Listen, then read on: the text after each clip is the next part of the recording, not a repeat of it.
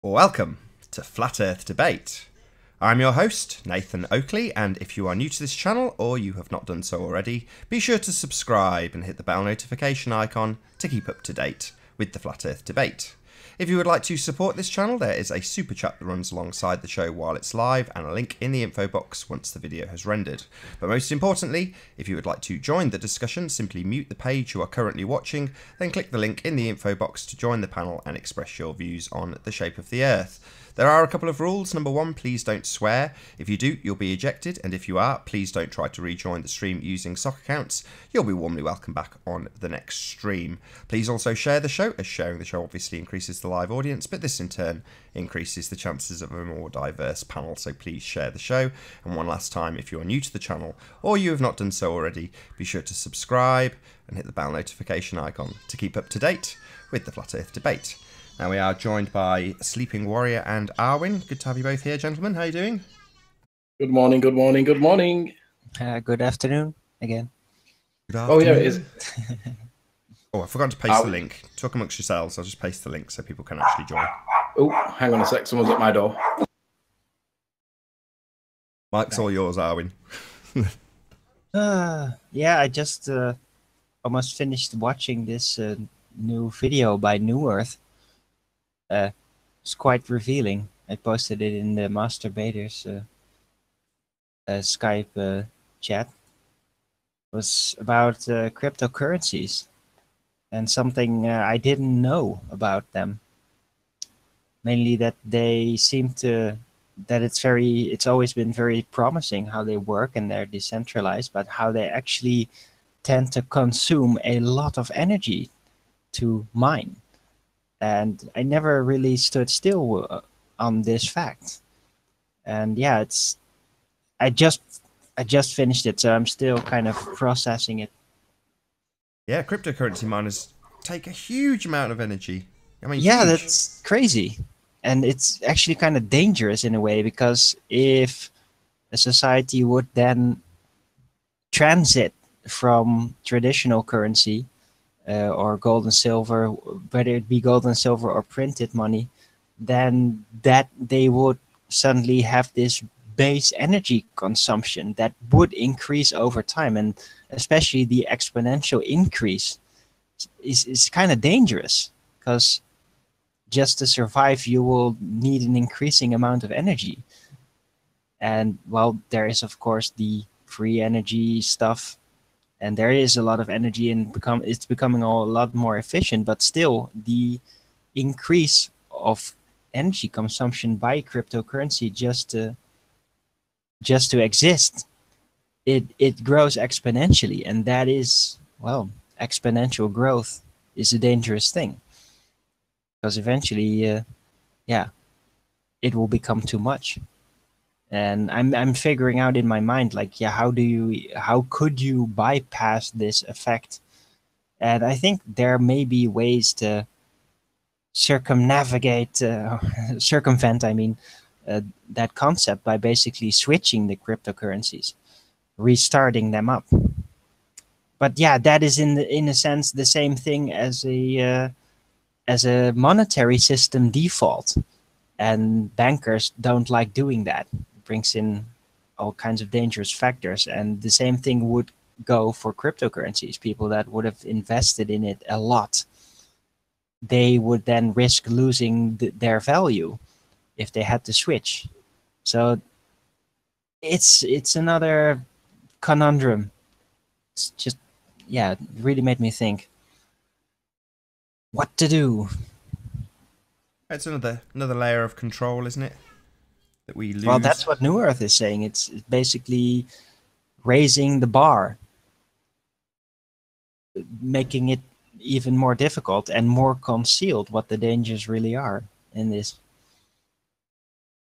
Yeah, just another way of keeping track of what you're actually buying. You've got £1 in your pocket and you go and buy something. Nobody can track that, trace that, or track that transaction.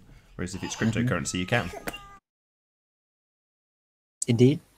And that has its advantages. It also has its disadvantages, because abusing parties, even bankers themselves, they could abuse that anonymity. But yeah, that's yeah, you're never gonna be. It's either full control by people that will eventually turn out to be evil, or it's total chaos, and then the chaos will basically, from the other side, yeah, cause damage in that sense. So money is always going to be extremely complex thing. It's almost untamable in a way, it seems.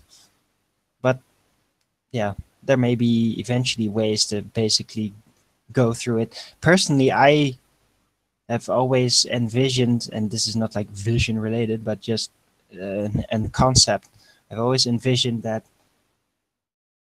eventually currency should just be diverted back to the very first original concept, and that is just exchange of labor, basically.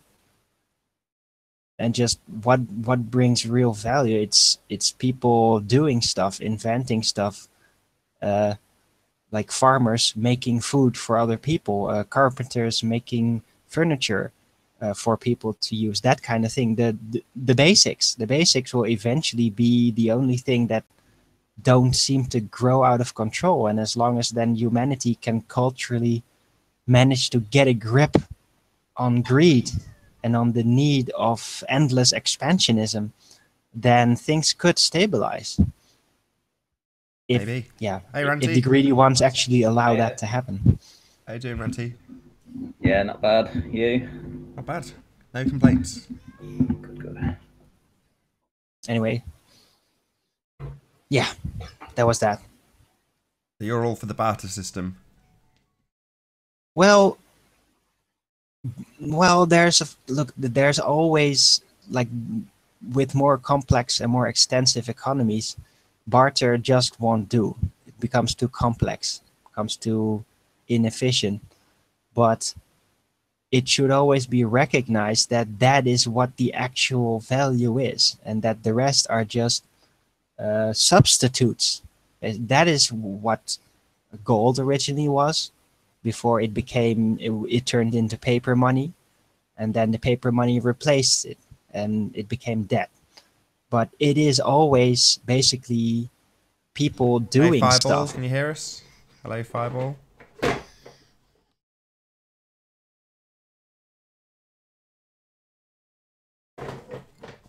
Ah, 5 minutes in, I've got to start a new hangout already. Wonderful. Okay, there'll be a short interlude while I do exactly that.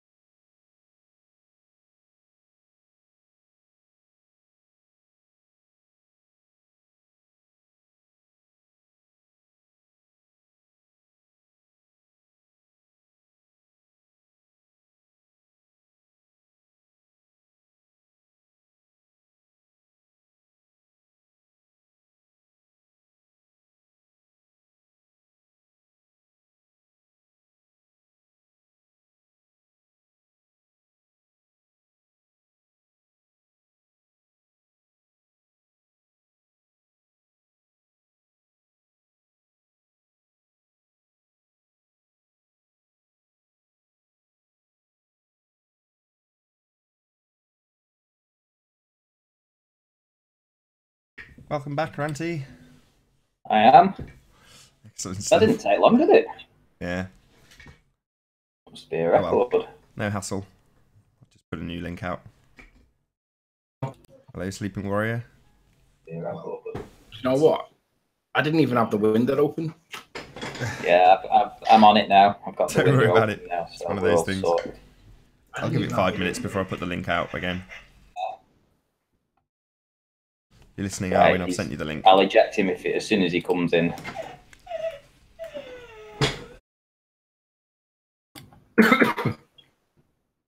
Where were we before we got rudely interrupted? We'd gone through cryptocurrency and then we were just about to move on. Barter system and things. Not that flat earth related, but nonetheless interesting. Wow. Sure, that noise wasn't meant to happen then. I can just imagine Nathan's right now going, no! No, it's all good. It's just my kid Hey. putting a train set together. It's all good. Alan B just called me a communist. What the fuck? Sorry. No swearing, please. Yeah. No, I don't see how that's really communist. I oppose like out of control expansionism and just see the dangers of the drive of greed if it's not tamed. But communism is basically a centralized system, and it thrives on the control of the state and central banking. It's even written down in the manifesto. So no, I definitely don't subscribe to communism. I subscribe to libertarianism. Yeah, I'm more libertarian as well. Yeah, it's just limited government and a sensible culture of self-responsibility and looking for what is sustainable and sensible and still gives meaning, basically. It's not communism, it's not capitalism, it's somewhere in between, in a way, taking out all the control systems that the evil ones tend to look up those positions and then take control, because that's every time what happens, whether it be some government taking control or a dictator taking control or corporations taking control through wealth. It's all the same thing in a way. So in my view, true decentralized libertarianism with a sensible culture of sustainability and personal responsibility and learning and wisdom, that is probably the only thing that can really save humanity and a bigger world society on the long run. Yeah, but no, not communist. Definitely not communist.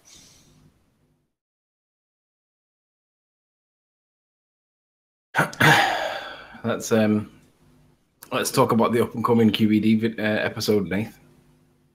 Sure. I mean, it's one where if anybody's been keeping up to date with the Flat Earth debate, they'll have a fair idea of what exactly will be presented because it's already been debated about. But until now, Ranty and Chris hadn't actually done any models to sort of show people what we were talking about. It's just been verbalised, and sometimes that can get a bit lost in the debate. So Ranty, Chris, Anthony and myself will hopefully do a presentation in the next few days and just show you what we've verbalised on the last couple of debates in terms of the image that Ranty's caught of the Welsh mountains from Blackpool through a pier and through a set of wind farms. And it's interesting, it's interesting because we've got differing distances, things that should be affected more exponentially by the curve at greater distances, and they're not. That's the bottom line. On the previous hangouts to do with the Isle of Man, we were looking at Mackle Lighthouse that was sat just above the horizon, but subject to a little bit of negligible refraction, and obviously that formed a big part of the discussion for the longest of times. But on this particular observation, we're not looking at anything that's on the horizon. We're looking at artifacts that are demonstrably, measurably, observably, and empirically above the horizon. And that gives us a totally different perspective. It gives us the ability to see, regardless of where the horizon is, relative to each other, the two items should be following or falling behind a curve of an Earth. And if the things that we see in Pontchartrain are any reflection of reality whatsoever, it should support the Pontchartrain stuff. And obviously, Pontchartrain stuff is accepted and pushed by the ballers into making people think and believe that we live on a ball the size of a basketball, I might add. But if it was really the case that we live on a ball, then this would support and prove Pontchartrain to be accurate. And obviously, when we were chatting last night. I said to Ranty, I said, why don't we ask Chris if he can model that turbine on using Blender on a ball, and then model the turbine on a flat plane, and let's see what happens relative to the mountain behind it. So Chris obliged. He said that he would model it. He found a mountain of the same kind of height. He made a mountain up, just took a picture from somewhere. I'm not sure how he did it, but he put a mountain in at that height. Matched the turbine to its exact height based on the evidence that we can see, based on the evidence that we were told the turbines comply to. And basically, he showed it on a flat plane and he showed it on a ball earth. And the difference is prominent. And basically, it's not a case of whether you can see it or not. It's the proximal relationship between the two things. And it's blatantly obvious that it is a flat plane. It's not got curvature to it. And it's glorious. So the challenge isn't necessarily going to be, hey, this is proof that the Earth's flat. I think that it's going to be more the case of, well, prove that this is not what we're seeing then, because we can prove that this is consistent with perspective on a flat plane because of the elevations. And I'm looking forward to seeing the debunks for it, because it's not at the horizon. It's not obstruction of the horizon. It's the proximal relationship between the two items that's basically what flat Earth math would argue would be a control. Well, we have that control, and we have it over 40 something miles, which is a bit of a problem, especially if you believe in Pontchartrain. Ranty? Yeah, it's basically following on from challenging that guy yesterday. It appeared, it occurred to me that what we're looking at in that image is a flat image. Basically, it's not showing any curve, and it occurred to me that the mountains being 42 miles away should have gone way beyond the curve, changing the perspective in relation to the wind turbine. So when I modeled it myself, showed it to Chris. Chris was interested, and he decided to look at it and do it on his Blender. And what do you know, it kind of matched up perfectly. So it was exactly what I was trying to articulate yesterday to the gentleman, the ball earther that was in debate yesterday. And he said he was going to model it, but I don't think he's around today, is he? No. He might turn up. You never know your luck. But it is pretty late there now, so he said he was going to bed, and we started early yesterday, so maybe not. We'll see. Yeah, I mean, basically, once I spent 2 minutes telling him about this and explaining the position that I believed the mountain should be in relation to the wind turbine if we lived on both a flat plane and a ball. And the next thing, he said he had to go, and he disappeared within a minute, and he was gone. So, kind of says it all, really. We could show the two pictures, couldn't we? Or should we not? Yeah, show what you like. Don't think it makes any difference. We'll do a standalone presentation so that all this is condensed. But while we're chatting about it, I don't mind you show what you like. Who cares? What do you think, Nate, Ranty? Yeah, I'm happy for you to show whatever you want. And this is the point for me. This is the penny dropping. I mean, I understood the point, but I couldn't picture it. I couldn't picture and compare and contrast the two models in my mind. I needed to see real world application of what Ranty was saying, because even though I understood his point, without being able to prove what he or illustrate what he was describing, he wasn't able to make his point clearly with just words. You know, they say that words, every picture's means 1,000 words, or every picture's worth 1,000 words. Well, that's exactly what it was. That was the problem that Ranty had yesterday in trying to describe that which we can model without actually modeling it first. He was doing it based on a suck and a squeeze. And although Ranty understood it, the way to get it across to other people isn't easy to do when you're doing it on the fly, when you haven't done the model already. And that was where we were at yesterday, or where Ranty was at yesterday. And if I now, I should be able to share my screen here and make this big so that they can see it. Share screens, share the whole application, no, share my entire screen. Nathan, if you could present that, I think I should be able to do this.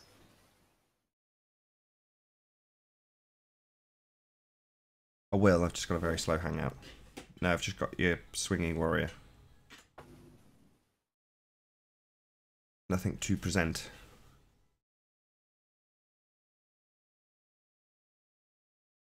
All gone quiet as well. Sorry, say that again. Oh, there we go. Yeah, we got you. Okay, so what we needed to try and establish was relative to the mountain in the background, where would the turbine sit if we lived on a flat plane? Now, obviously, this is the same mountain on the right-hand side, and it's dropped behind the curvature of an Earth. And the curvature of the Earth is the exact one, they tell us, 24,930 miles. Depending on where you go for that information, you get slightly different results, but essentially it's 25,000 miles. If you make a ball at that distance, forget the turbine in the foreground, look at the hub height in relation to the height of the mountain behind. So this mountain to its peak was essentially whatever height it was. And if it was dropping behind the curve of the Earth because of its relevant its proximal relationship to the turbine at 40 odd miles from the observer, it should drop behind the turbine, and that was what Ranty was saying. Now, essentially, this is without atmospheric refraction, and we all know that refraction makes a flat plane appear to be spherical shaped. So essentially, they're going to come back with the argument that what we're seeing here is a mirage. It's all going to be loomed up like. Sorry to interrupt. What did you say? Refraction makes a flat Earth look spherical. That's not true. They apply maths that suggests to them, in circular reasoning, that we start with curve and light bends around said curve. So that's an assumption that... Yeah, it makes it look flat. Yeah, the maths makes it look flat, but not the refraction. The maths simply makes a flat Earth observation match up with their preconceptions of sphericity. It doesn't mean that it's actually doing anything. There's no evidence ever been presented, and certainly not to me, that there's any evidence of refraction that needs to be accounted for other than on the bottom millimetre at the horizon line. Other than that, there is never, ever, ever any evidence put forward that we should be observing and therefore calculating for refraction. It's just never been demonstrated. Ever. Well, Karen B just told me that she had an interview with Crow 777 and YouTube have deleted it. So Crow 777 appears to be the flavour of the month at the minute. He's probably going to be on the hit list next. A lot of people are losing their channels for some reason at the moment.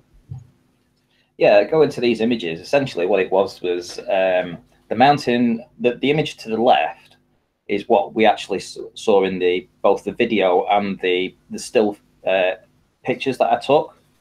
And that's what I expected to see on a flat Earth. The distance to the turbine was a little over 23 miles. The distance to the mountains in the background was 42.5 miles. And size-wise, the wind turbine was roughly half the size of the mountain. So it occurred to me that you should see them at the same height. At the tip of the turbine and the top of the mountain should, in relation to each other, be pretty close. And then when I thought about it and thought, well, if you live on a ball and you've got a drop on the turbine of just 140 feet, but then on the mountain you have a drop of 808 feet, then when you're looking at that from the position that I took the image, you would see it as modelled on the right-hand side, where the turbine itself is higher than the mountain. And that's what was modelled out. I did a model similar to this. It didn't look like this at all. But Chris actually modelled this, and this is what I was trying to articulate, that if we lived on a ball, what I should have captured on the P900 was an image that looked exactly like it should on the right-hand side, and it didn't. It looked exactly as it did on the left-hand side, which is consistent with a flat Earth. And this can all be proved. Yeah, you've got an exponential curve, so like you say, you've summed it up nicely when you say it's 100+ feet for the wind turbines in terms of the drop that you see at this distance, if you assume you live on a sphere. And then as you go further beyond that, the curve gets exponentially larger. So instead of just dropping by 100 feet or 100 feet plus, it's dropping by 800 feet plus at the same distance again. So we're going from 20 to 40 miles, and we're seeing an increase in drop from 120 feet to 850 feet. You know, it's a huge amount of drop, because it's exponential. If you're on a sphere, the further you look, the more the curve gets. So therefore, you're going to see the mountains drop in relation to the wind turbines if you're on a sphere. We don't. It hasn't dropped. It hasn't budged a smegging inch. Well, that's it. On the left image, we're looking at a turbine that's a total height of 606 feet. And in the background, the mountain is roughly about 1,300 feet. So, you know, pretty close to each other, like 50%. The turbine is almost 50%.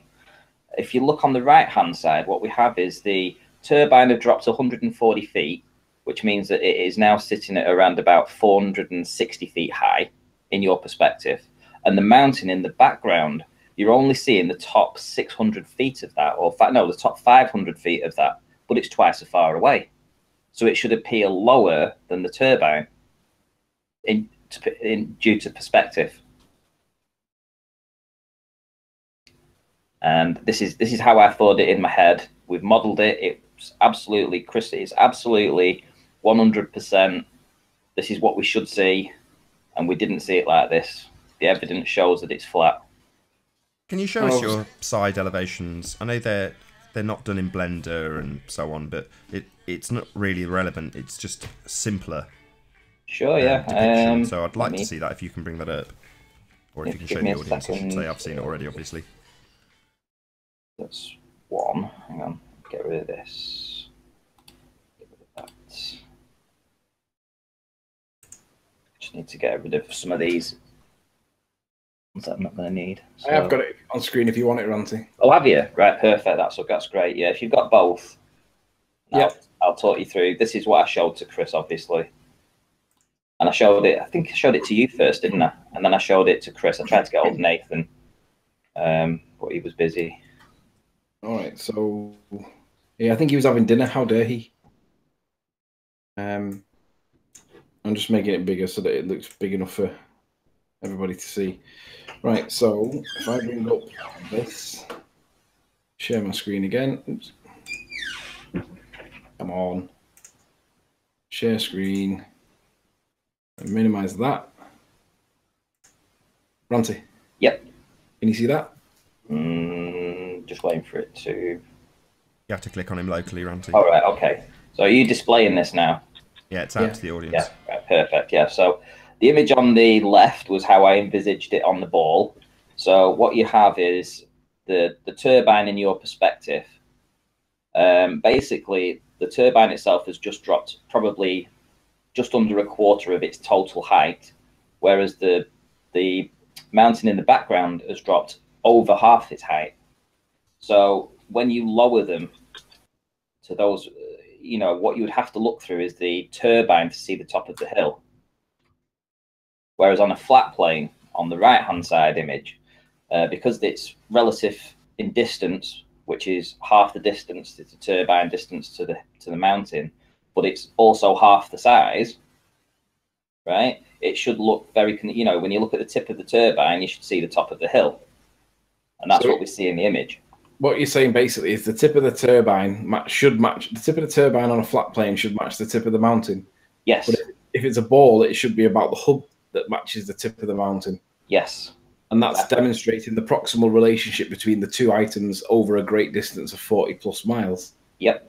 And so because we have the exact height of the turbine and the exact height of the mountains, and we have exact distances, GPS coordinates for where I took the image, everything, we know that what I saw was consistent with a flat plane as opposed to a ball Earth.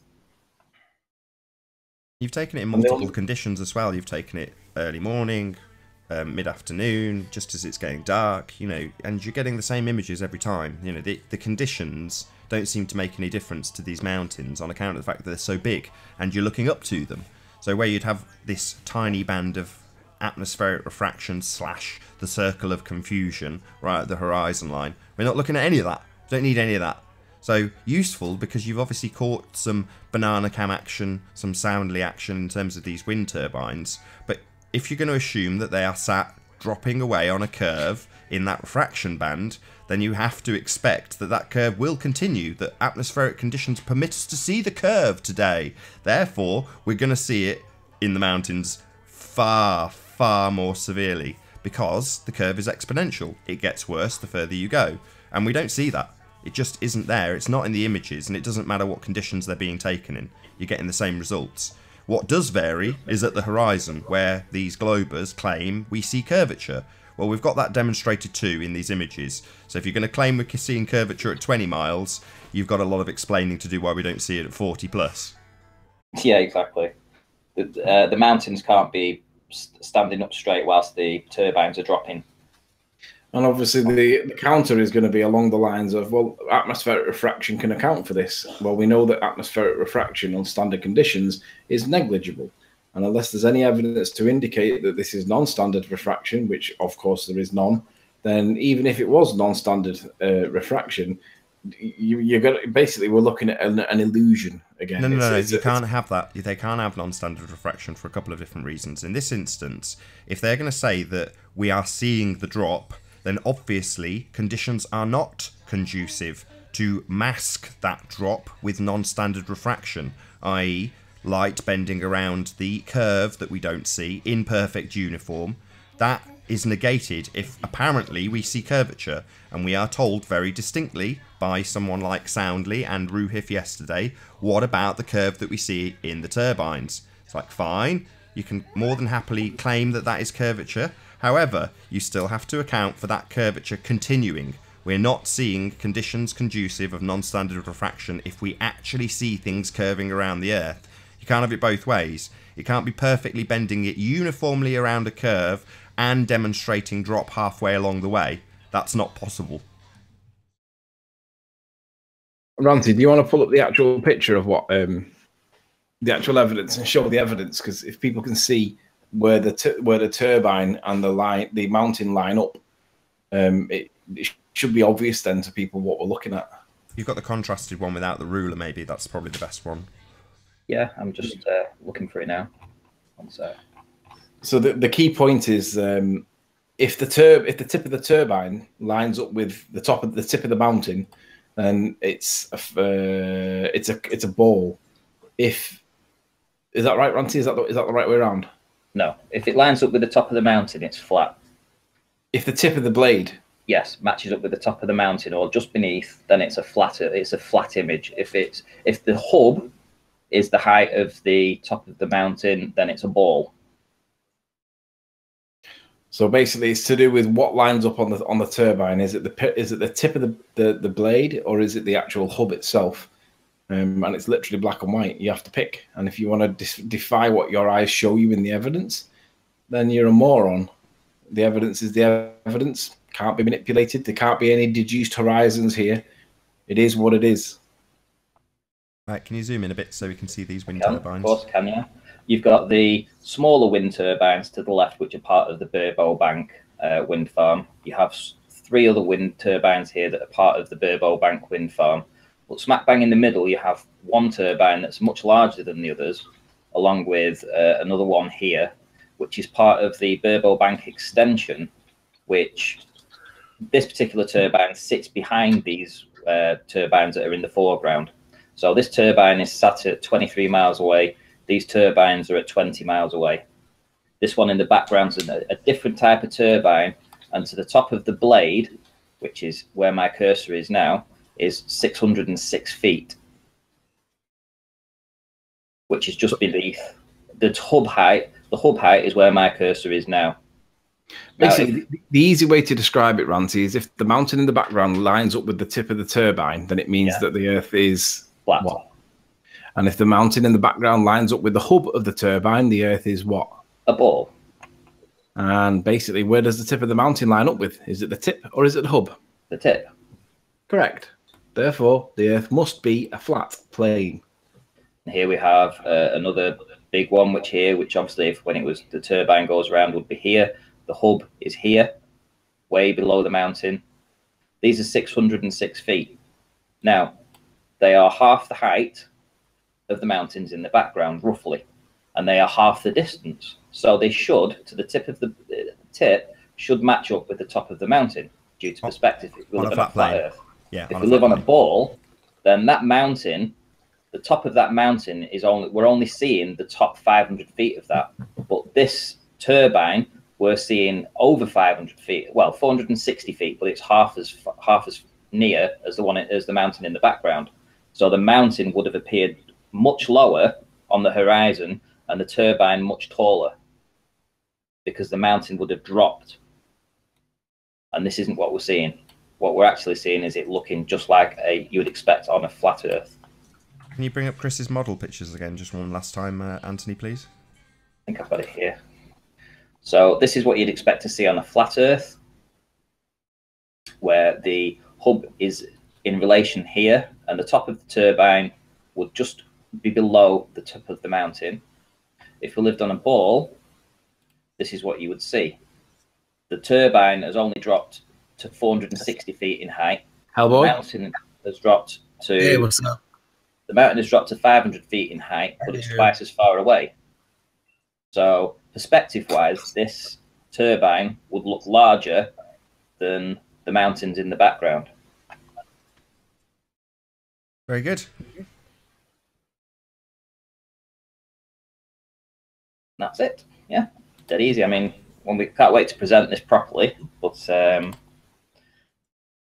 Well, you pretty much got the gist of what we're going to present. You know, hopefully Chris will be there, and he'll add a few more details, and we'll have it in a condensed 5 or 10 minute format rather than in the middle of this debate. But you know, pretty much that's the crux of it.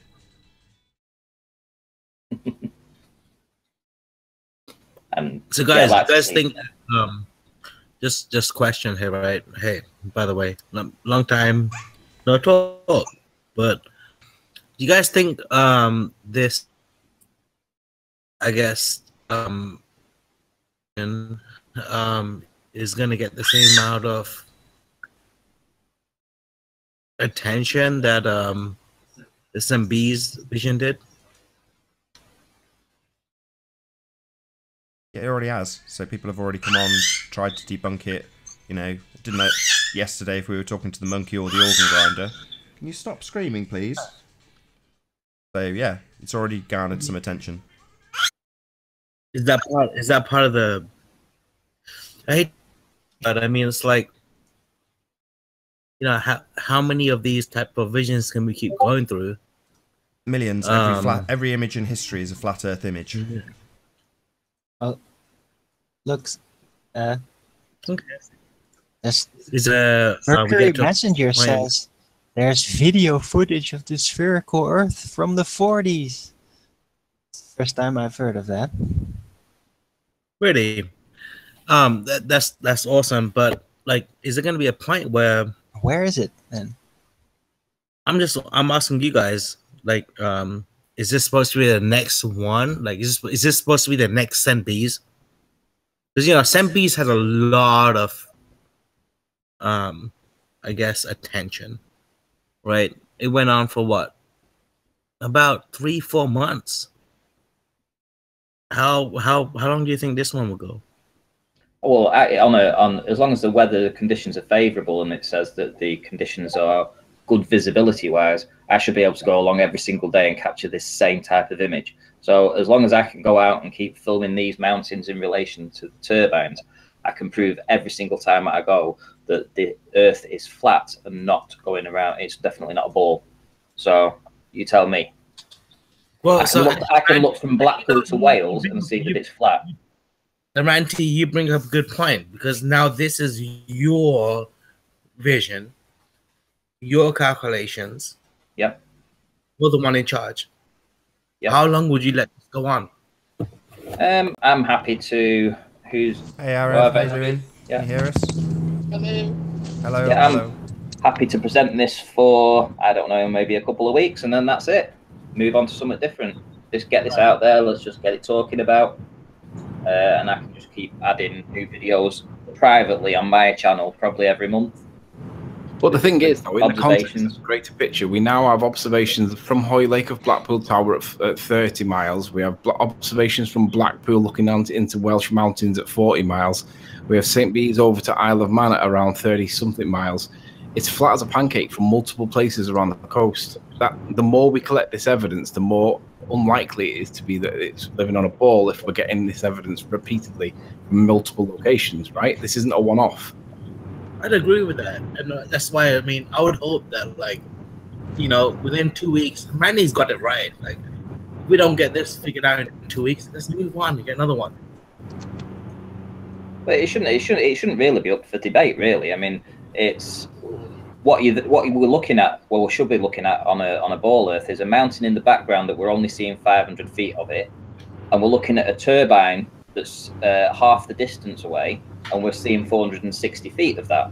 So it's really that simple. You have a turbine half the distance away looking 460 feet in height, and behind that, twice as far away, is a mountain where we're only seeing 500 feet. So perspective-wise, you should see the mountain beneath the height of the turbine. So you should see it lower than the turbine. And we're not seeing that in the image. So that's perspective, it. Perspective seems to be the main thing here, because people think it's disappearing behind a curve. But, with the lost perspective, stuff vanishes down to the vanishing point evenly if it's at eye level and if it reaches a true vanishing point. But if it reaches a false vanishing point, that'll happen if the object is extremely large, and off of our, short distance off of the ground, we only have 6 feet from our eyes down for the lower half of our vanishing point. So large objects going away from us in the distance would tend to set and not reach the true vanishing point. They would reach a false horizon where the bottom half would bottom out first. And so it looks like this misunderstanding might be the source of all of this heliocentric crap.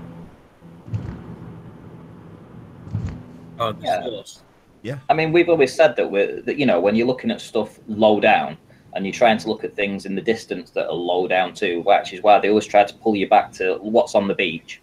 It's very difficult to capture that on any day, basically, just because of the weather conditions at very, very low levels.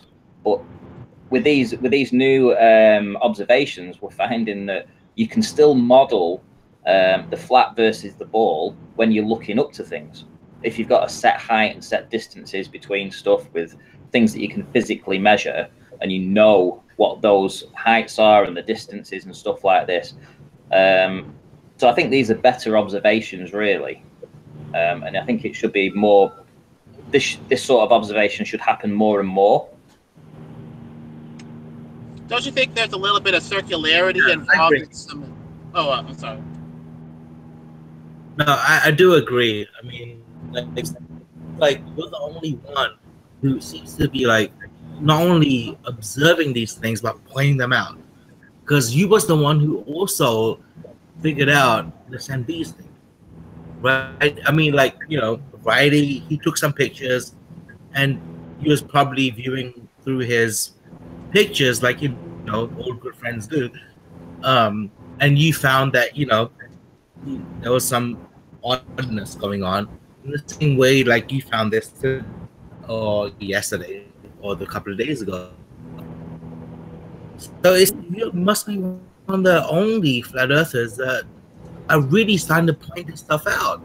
I mean, you're right. More need to be taking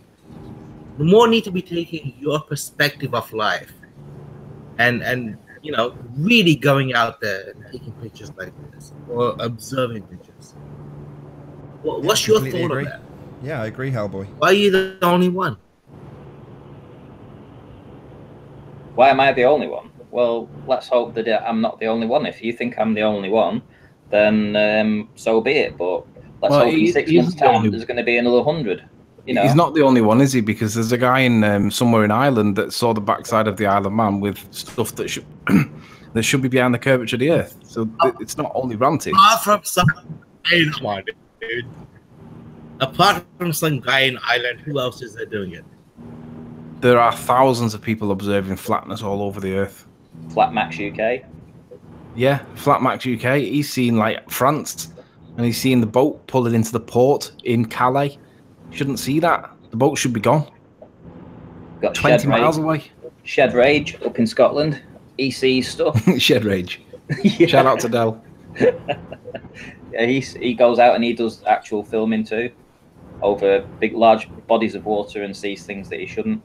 And we see Taboo Conspiracy in America going out and showing that lakes around where he lives flat as a pancake. We've also got Soundly showing the flat Earth 8 miles across the lake that he lives at, and he's got his wife not lay in the water, but knelt down in the water with a flashlight pointing to the horizon, and he's on the other side of it, 8 miles away, and he can see the flashlight on 8 miles. Basically, Bedford Level's experiment's been validated to be true. Yes, flat, mate. Yeah, not just us doing it. It's just we're interested because we live in a cove. Well, why do you guys get together and like actually plan like, hey, you know what? We think this is a good spot that we can actually take good pictures. You know, you guys should plan together and meet up and take these pictures together. It'd be a good thing for y'all. Bonding experience. And also, you know, people say that it's so large we can't, you know, see how round it is. Okay, so basically they're saying human perspective is limited and we can't see what's going on with the whole globe. Fine. We try to use instruments that give us a bigger picture, like lasers, microwave rays, and light that can go further distances and can tell us what's going on with the globe. It shows that it's flat, and then they still discount it. So in a way, you know, we try to do what the globers say and use the tools in front of us to kind of, you know, validate or not validate their theories. And when it comes out against their theories, they just throw it out. It makes no sense. And then even with the observations of perspective and stuff like that, maybe some of these perspective calculations for like the stars and the sun are off because it's dipping in the horizon, not from, you know, being millions of miles away, but just, you know, from reaching a vanishing point. So maybe these calculations need to be readjusted to account for vanishing point distances and stuff like that. Maybe they're off and getting these astronomical figures from a bad understanding of how perspective works and how objects that are really large tend to dip toward a horizon anyway, and you're going to draw a low angle observation to them based off of perspective, not from distance. Yeah, absolutely. I mean, my point was just this: like, it seems to me like Randy is the only one doing the grunt work, and you know, I kind of feel bad for Randy about that. And you know, I'm trying to help Randy out. It's like, why doesn't everybody else, you know, help out? Or at least, you know, why don't you guys get together and try to like do these observations together? Why is Randy the only one making these observations and helping them out? Is it me, or was that the quality of that voice then terrible? Yeah, it's really getting about 50% what you're saying, Hellboy. I don't know if you're on wind or something, but if you can cup your mic. What I was saying was this, right? It seems that Randy is the only one that's going out and making these observations. Didn't you just make this point 5 minutes ago? You just made this point 5 minutes ago, and loads of people just pointed out that there's dozens of other people making these observations.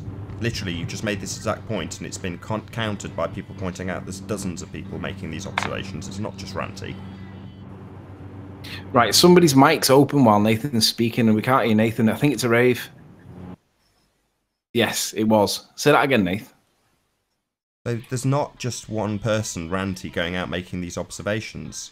You made this objection a second ago, Hellboy, and then it was pointed out to you that lots of people are making these observations, and now you've just said exactly the same thing again. Yeah, well, I was told I wasn't heard. That's why I said it again. Who? Oh, right, I see. Yeah, well, in that case, I'll re-answer you. Taboo Conspiracy in central Texas area somewhere, he's showing that there's no curve where he lives. Flat Max UK, he shows that there's no curve on the south coast of England because he can see France across the English Channel at 20-odd miles, and he can see the boat harbouring up at Calais. That boat's meant to have gone behind the curve. So you can see the boat in Calais in France, and he shouldn't do. There's thousands of people doing observations all across this Earth plane, whatever, and we're all not finding any curvature. And on every occasion, it's always explained by non-standard refraction, and it's nonsense. Hyena math. Yeah. That's all it is. It's just hyena math, and it never works. Yeah, right, I've got a nip out for about 20 minutes. I'll be back in 20 minutes, guys. In a little bit. Okay. See you in a bit. I mean, I'm just like, between you all, like this group, right? Which is essentially, when I say this group, actually, I'm referring back to Nathan and you, Riley. It seems like you guys don't really go out and do the work. What are you seems like Ranty about? does what most of the. He finds observations, and then you guys just jump on it. Isn't that by definition doing the work? No. Rubbish. And in any organization, you know, a lot of times they're going to have maybe a tenth of the people doing the, you know, the legwork, and everybody supporting them, you know, so that's pretty, you know, typical, you know, of even a corporation. So, you know, maybe we could get in there and help them, you know, when we can with our own experiments and things. But, you know, thank goodness for Ranty. What makes you like, you know, not doing the work? It just feels like that to me. Like, he's the guy doing the legwork, and then like you guys just take his shit and run with it. Like whatever Ranty says, you guys run with it. I mean, that seems like what's happening to me. I mean, don't get me wrong, guys. Don't get me wrong. I'm not against what you guys are doing. So I understand you guys are. How would you explain the Lake Balaton experiment then? Are you familiar with that? Yeah, I'm not trying to explain that. I don't want to explain that. I'm just saying that it seems like whatever Ranty says and finds, you guys jump on. Well, when are you actually going to make a discovery for yourselves? Well, believe me, we don't always agree with what Ranty interprets. I mean, I've said it publicly at times where I've disagreed with Ranty, and I've said it privately with Nathan and rage quitted with the two of them because we don't always agree on what's considered strong and what's not considered strong. So this perception that you seem to have or claim to have is based on absolute ignorance, and you don't know what you're talking about. And a lot of this I obviously think I cannot know what I'm obviously thinking about it. That notion what you just said is absolutely absurd, manifestly absurd, to put it in your own words. Nathan, is it me or is Hellboy coming through terribly? Yeah. What did you say, Arif? What did you want to say? I was just saying that, you know, these experiments do help, but a lot of this stuff is self-evident. I mean, if we were rocketing on a ball through space, night and day would change every 6 months. And then they pull out this stuff about the sidereal day, which has nothing to do with the solar day. The sidereal day is the star day with the constellations. It's the amount of time it takes for the constellations to return to their exact same position, and that's a little slower than the solar day, and it's off by a couple of days. That doesn't mean that we're not necessarily on a flat Earth. That could mean that maybe the stars are in a slower rotation to the sun, and so we could still be on a flat Earth, just, you know, with the clock that, you know, was made by God, dialed with the stars slower than the sun. And clocks would, regular digital clocks would be off by about half an hour every 2 weeks on this sidereal day model, and they just ignore it and say that these clocks somehow automatically readjust themselves. And then I was talking with somebody about the sidereal day. You got the Earth turning, revolving around its axis, going around the Earth. When it's going around in a circular fashion around the sun, it has to go a greater distance each day to get to the same position with the sun in the sky in the same position.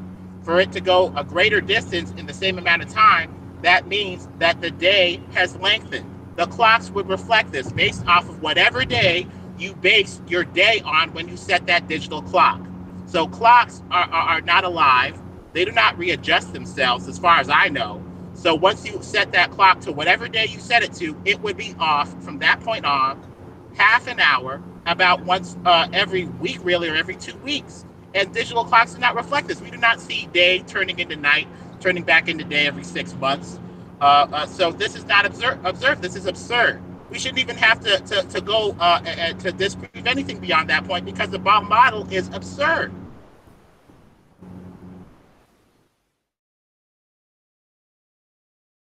Hey Mark, how you doing? Can you hear us? Yeah, what's up, Nathan? I'm cool. Yeah, I was just waiting for Oro to stop his ramble. What's up? Sky, moon, stars, usual stuff? Yep, what's up? Yeah, we got Hellboy that's coming through really bad, and we got a rave that sounds like he's in a washing machine. I think he's driving. Oh, we have Karen B. I wasn't expecting to see Karen B. Can you pop up? Hey, is my voice any better now? Much better. Can you hear us, Karen? Is that really you? So, Riley, just to clarify, out of all the claims you've made, then, what one are we sticking with now, then? Because you've been wrong about, 99.999% of the time. Sticking with all the claims that I've made. Blackpool Tower can be seen from Hoylake at 30 miles away. It should be pretty much behind the curve of the Earth, Mark. I've done a video on it recently. I'm sure you've seen it. Right. Produced the evidence and showed it. I'm happy that the Mackle Lighthouse should be behind the curve of the Earth. We can see it. And can you show me where it says? Can you show me where in the globe model it says that they should be behind the curve? You've modelled it, Mark. No, I'm asking you to show me where in the globe model, because you're saying that according to the globe model it shouldn't be seen. So can you show me where it says in the globe model that they cannot be seen? Yeah, no problem. Sure. The Earth model Just has watch the a video. circumference 24,900 miles. So and you that can't dictates. Okay. That dictates. No, it's okay. Just to clarify, you can't do it. Okay. Sorry, no, we have done it. If you go to a demonstration called No, you haven't QED, done it. I've watched your show. you seem to have verbal diarrhea, Mark. You've asked a question and now I'm answering you, and you seem to be continually talking over me like you're triggered. So I'll say it nice and calmly. There's a demonstration called The Earth is Obviously and Observably Flat, QED, where we demonstrate using Blender and a model of an Earth 24,900 miles in circumference what should and should not be seen. Right, so we have demonstrated you can't this. point me to where it says in the globe. Yeah, I'll just say it once more. So on a demonstration called Obviously and Observably Flat, QED, you can go and watch the model, your model, a Earth 24,900 miles in circumference. That model demonstrates that Morgold Lighthouse should not be seen. Oi, Arwin, don't start muting me, bruv. Don't mute me. Don't talk over Nathan. Don't mute me, Arwin. Don't Don't mute talk me, over Arwin. Nathan. It's really It's got nothing to do with you. If Nathan thinks I'm out of order, he can say something. Don't you start muting me. No, I just wanted to hear what he had to say. You haven't been given a victim card, so I can mute you Mark, then, okay, yeah? So did you understand my reply, Mark? You're now onto something totally anyways. different, tangential, or whatever the word is.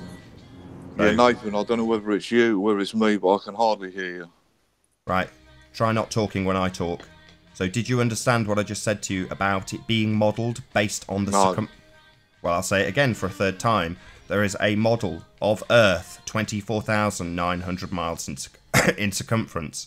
These stats are put into a Blender program to replicate that circumference of a sphere Earth, where we demonstrate what should and should not be seen based on your maths for your globe. That video is called QED, the Earth is obviously and observably flat. So hey Nathan, one question. You've been wrong 99% of the time, so I'm sorry, Nathan, but your incompetence just doesn't cut it. But can I have a second here? But Nathan, right? You know, you're gonna talk about using that method of relevance, but when people use that same methodology, when we were apparently seeing Ireland, you totally debunked it. You was like, that's not, those references are not valid. Hello, so why Siri? are they? Can you hear us? Why are they valid now? Can you hear us, Sue? Is it Sue?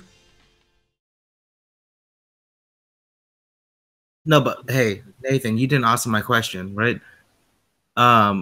Like those same references that you're using right now were used to tell you why you were not seeing Ireland. And back then you was like, you can't use those. Those are all wrong. And you was debunking those references.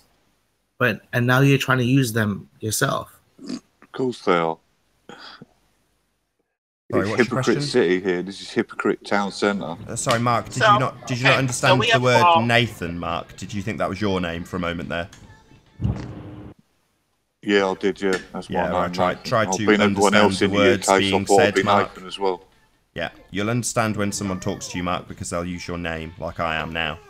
So, what was your question, Hellboy? All right, why are you trying to use the same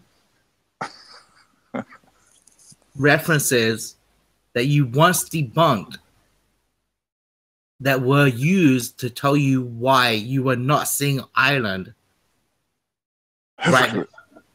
What, Google Earth, you mean? Google Earth. Not just Google Earth, but also Peak Finder and all the other shit you guys are using to show this. You are essentially saying they're all wrong, but now you're trying to use them. So, right, so Google Earth what point showed us... Does that not... Do you not see the contradiction there? No. We've modelled the Earth 24,900 miles in circumference and shown what should not be seen. What's wrong with that? Yeah, but no, that doesn't answer my question, does it? So do you want to ask me a question again? You're saying, why are you using methodology that has led you to believe that you were looking at Ireland when it's incorrect? What led us to believe we were looking at Ireland was Google Earth. Okay, good answer. Google Earth didn't lead you to believe we was looking at Ireland. Feel free to check out the demonstration called "The Earth is obviously an observably flat," where you will see Google Earth utilised to demonstrate Ireland, which was incorrect. That is what the facts are. That is what we used. That is what led us to those conclusions. Simple. I don't really understand why you feel that in any way, shape or form the circumference of the Earth at 24,900 miles, which has been modelled, is in any way inaccurate. Because it isn't. You was proved wrong, wouldn't you, Nathan? What happened to the chimneys? What happened to the boat that was delivering coal to the power station? Where did they all go? Sorry, this has no relevance to the Earth, 24,900 miles in circumference, and what should and should not be seen. I thought your whole thing was it's QED, Flat Earth Exposed. The best Flat Earth evidence, and now it's got nothing to do with Flat Earth. How's that work out then? It absolutely has everything to do with Flat Earth, as it demonstrates the Earth to be flat. So surely your incompetence has got a lot to do with it, hasn't it? You don't seem to have addressed what I've just said. Those demonstrations still absolutely stand and have the same relevance they always have. They can't stand, can they? Because Ireland wasn't seen and they are, and they do stand. And I'm directing the audience right now to go and look at those demonstrations of an Earth 24,900 miles in circumference, which fails to match the observation. Why couldn't you see Ireland, Nathan? Why couldn't you see Ireland? Because the camera limitations was about 42 miles. That's why we couldn't see Ireland. What? The camera only sees 42 miles? On that day, yes, that's correct. That doesn't make any sense. Why would it only see 42 miles, Nathan? Why that not was 41? The limitations of the visibility on the day, Mark. Why 42? Yeah, but Riley said that it was an astoundingly clear day, an exceptionally clear day, I think was the words he used. Yeah, that's right. And on an exceptionally clear day, the camera limitations were 42 miles. Sorry, are you not accepting this? I'm not accepting what? That you've just lied and you're incompetent. No. Yeah, I accept that. Stop but I'm just smearing. trying to get you. I didn't swear. What are you about? No, smearing. You're smearing him. You're talking bullshit. Smearing? What are you talking about? Hello, Ryan. How you doing? Just hold on one second. Camera couldn't see. Hold on, Sarah, to a new guest. Hold on. Hello, Ryan. How you doing? Hello. You have a legal... Hellboy, I'm not going to ask you again. If you interrupt me one more time, I will boot you out. Hello, Ryan. How are you doing? Good. How are you? Very well. Pleasure to have you. Pleasure to have you, too. I just wanted to say one thing quick, Nathan, is that that Blender model you had is not at all accurate to what the actual Earth is. It's an oblate spheroid, at least on our model. And it's not perfectly a sphere. I mean, you've got elevation variance, you've got radial differences from the center of Earth's mass, you've got the meridial circumference is different than the equatorial circumference, so you know it's not perfectly accurate when you attempt to model it. Show me an accurate one then, please. Can you show me an accurate one then? If that one's not accurate, please show me one that is. Okay, give me 1 second. Nate, while she's just hang on a sec. We've got Karen Bean on the panel. She's not had an invite, not had a welcome. I tried to say hello. I didn't get a hello. Can you hear us, Karen? I can. Oh, good to have you. Sorry. Here we have a voice of reason. Was that supposed to be funny then, Riley? No, she sounds a lot better on the mic than you do, Mark. That was hilarious. Yeah, a bit like your presence on the panel, isn't it, Mark? That's hilarious. The voice of reason, man. That's so funny. Everything's funny to you, Mark. Yeah, I know. Yeah. It's all you do is LOL. Especially someone who says they've been talking to Bigfoot, and that's a personal relation. But you don't even pay attention to what I say. Don't lie, Karen. When did I say I talked to Bigfoot? Please you said you go find the video. You said you had a personal experience with Bigfoot outside your house. I have many times. Yes, so then. But I didn't. So what's the personal experience then? What did you do? Pick apples out of the tree together? No. How would you class a personal experience with Bigfoot then, Karen? The personal experience can be internal. I didn't know Doesn't your mean name was that you Karen. actually have to meet them I didn't in know your physical name was person. Karen Arwin. No, it's very hard for you to I didn't actually know your name was imagine Karen things, Arwin. Mark, because your imagination is please. just as limited as your I verbal didn't know your quality. name was Karen Because you're a Arwin. complete moron troll that does nothing Right, but both just of you smear calm down. people Arwin, constantly and come laugh on. like a total idiot. So it's okay for you to smear people, but not me, Arwin. Yeah, when okay? it's actually true, it is. Okay, shut up, Tranny. Be nice, guys. Be nice. But don't you guys think that there's a little bit of a lack of self-awareness from the borrower side? I mean, they're talking about Earth being an oblate spheroid. That sounds like an inaccurate map to me. And you don't see an oblate spheroid coming from NASA. You see perfect spheres. So they're talking about flat Earth not having an accurate map. How about the flat Earthers having an accurate spheroid, oblate spheroid? You never see perfect map? sphere. There's no such thing as a perfect Talking sphere. over people. So while we have a talk over fest from Mark, I'll do a quick link as we have approximately 1 hour left on this live broadcast. Hopefully you're all enjoying the debate thus far. If you're new to the channel, be sure to subscribe and hit the bell notification icon to keep up to date with the Flat Earth debate. If you would like to support this channel, there is a link in the info box below this video once the video is rendered, and a super chat that runs alongside the show while it's live. But most importantly, if you'd like to join the discussion, simply mute the page you're currently watching, then click the link in the info box to join the discussion and express your views on the shape of the Earth. Please don't swear. If you do, you'll be ejected, and if you are, please don't try to rejoin the stream using sock accounts. You'll be warmly welcome back on the next stream. Please also share the show, as sharing the show increases the live audience, and this in turn increases the chances of a more diverse panel. So please share the show. And one last time, if you're new to the channel or you've not done so already, be sure to subscribe and hit the bell notification icon to keep up to date with the Flat Earth debate. As I say, there's approximately 1 hour left on this live stream. And he shows that level of curvature, right? Yeah. And you think it shows the curvature of the Earth? Do I? I think it shows the effect of curvature, yeah. I'm going to have to come back to you in a sec. That's all been fine.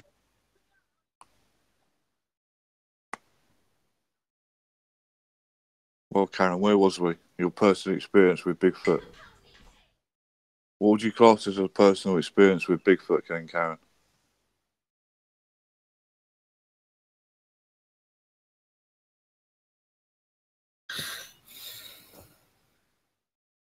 Silence. Yeah. Okay, I suppose I've just had a personal experience with Karen. I don't think she's here to talk about Once again, I didn't think your name was Karen. If you want to be called Karen from now on, I'll call you Karen. Okay, someone please stop muting Karen. It's not cool. No one's muting Karen as far as I know. Mate. Karen. Somebody was muting me. Well, you should chat in the back chat. I'm on an iPad, so I can't see it, but I wouldn't mute you. I didn't know we were here to talk about Bigfoot. It's an open panel. It's about anything, Karen. Yeah, right. Well, this is Flat Earth debate, man. Go talk about Bigfoot somewhere else, mate. That's what I thought. It was Flat Earth debate. Right.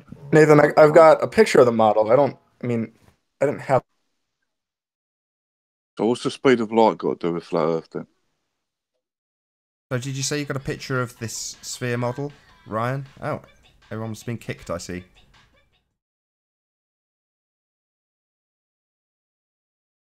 Marvellous. There'll be a short interlude again while I restart this hangout once more, third time today.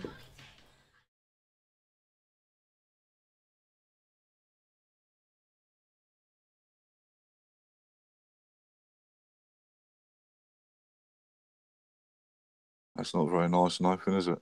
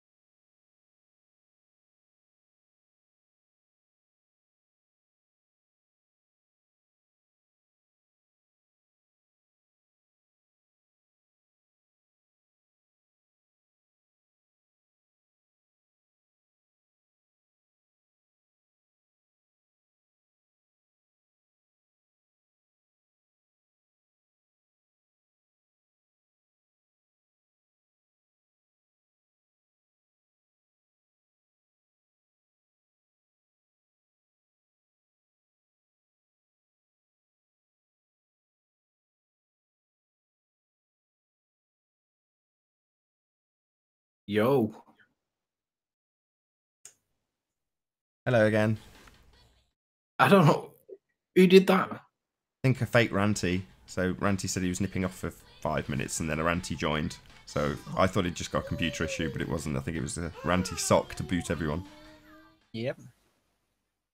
So did everybody get booted? Everyone except Mark. Oh. That makes me think it was Mark. Could it be? Let's see if we can get Karen back in. We can have a conversation with Karen. I'm not going to put the link out for at least 10 or 15 minutes now. Right, Karen B, I've sent you a link in Skype. If you want to rejoin on the link, it's uninterrupted conversation for 10 minutes.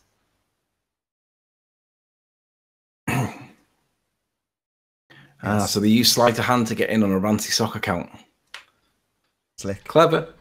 Well, it just Yeah. makes no difference. What was that, 2 minutes for me to get a new Hangout fired up, and suddenly there's no troll access for 15 minutes. So it's like, well, you know, every time someone comes in and snipes everyone, it just means that that part of the show for 5 minutes initially, then 15 minutes, and if it happens again, the rest of the show won't be public. But I don't mind. Tomorrow's show will be public again. Oh, Karen can't because it's yeah. Can we have Karen back in on Skype? Yeah, I don't see why not. Give me 2 seconds. Right, give me a buzz and I'll drop from this. You don't need to. I've got Karen on Skype. I've dropped already.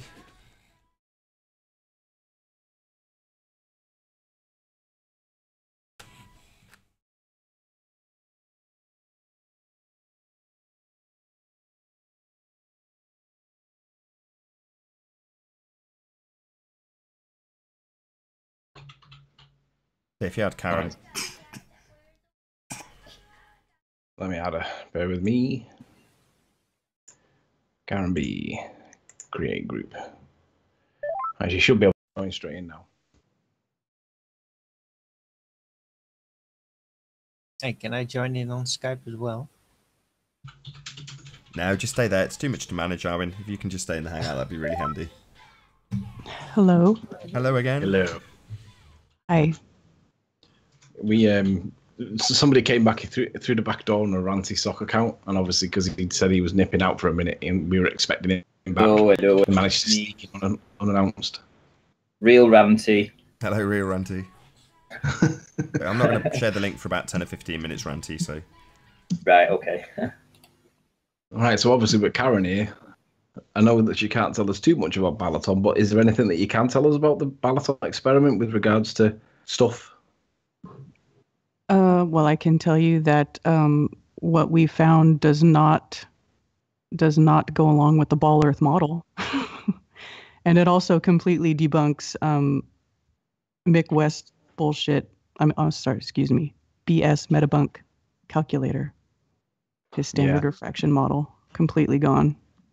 See, no that's, so we had before we had someone sniping everybody out. We had who was it? It wasn't a rave. It was the other guy, Hellboy. Hellboy was saying that why is it always that it seems to be always be Ranty that's out there doing experiments, and that we just adopt it like a duck to water. Well, the answer is Ranty knows what he's looking for, and when he finds stuff that supports or certainly doesn't support Ball Earth, then we present it to see how strong it is. But it's not just Ranty that's doing it. It's people all over the world. Taboo Conspiracy is doing it in the south of Texas or central Texas. And you guys flew out to Hungary to do some experimentation. Karen, who else do you know that actually does observations and testing stuff? I don't really know. I mean, other flat earthers. Yeah, that's what I'm on about. Which content creators do you follow that actually go and do stuff? I mean, Taboo Conspiracy is a really good one.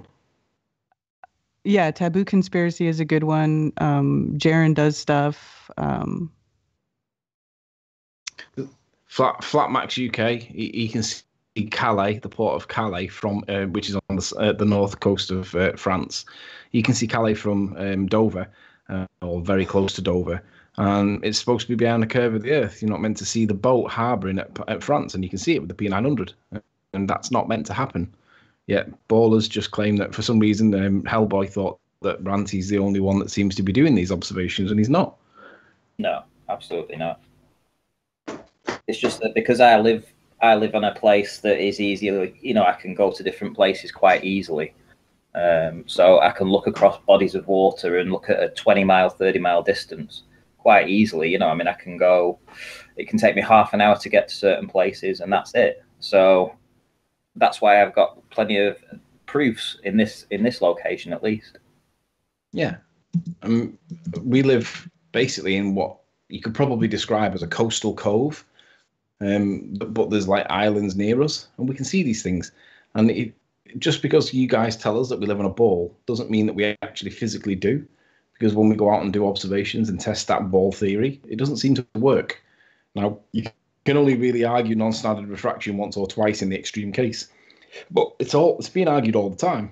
And if the explanation is that non-standard refraction explains it, if that's considered the accepted version or the proof, for me, that's not strong evidence, because it's an explanation itself doesn't prove anything, in the same way that maths by explanation doesn't prove anything. What proves it is curve. If you say it's curved, show us that curve.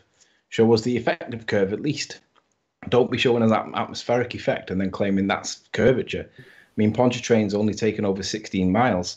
We're doing observations at 40 plus miles, and we're seeing that it's flat. You guys realistically can't believe that there's curvature on Pontchartrain at 16 miles when we're doing, I mean, not just us, but people are doing 20, 30, 40-mile observations, and it appears to be flat. It's nonsense. What's the, sorry, going back to this Lake Bellatron, just wondering, what was are you allowed to say what's the furthest distance that you tried to do an experiment at? The furthest distance that we attempted was 23 kilometers. Awesome. Awesome. I can't wait to see the results. Was it completely frozen, the lake? No, it was starting to freeze, though. After we left, it froze over completely. Typical. So does that mean that you went too early? Well, I mean, you can't really predict when it's going to freeze, They were thinking it wasn't going to freeze at all this year. That's what everybody was saying. So we just kind of went because there was no point in waiting to see, because, you have to plan far ahead. You have to get plane tickets and all that stuff. So there isn't really much you can do about it. Was it as cold as you tell? I mean, how cold was cold? Extremely, extremely cold. Had like 4 or 5 pairs of pants on and 2 jackets, and it was really cold. How long did you spend outside in the weather conditions? It was like every night for 4 or 5 nights. That doesn't sound like fun. That sounds like it wasn't pure fun. dedication. So kudos to you. Exactly. Yeah, pure dedication.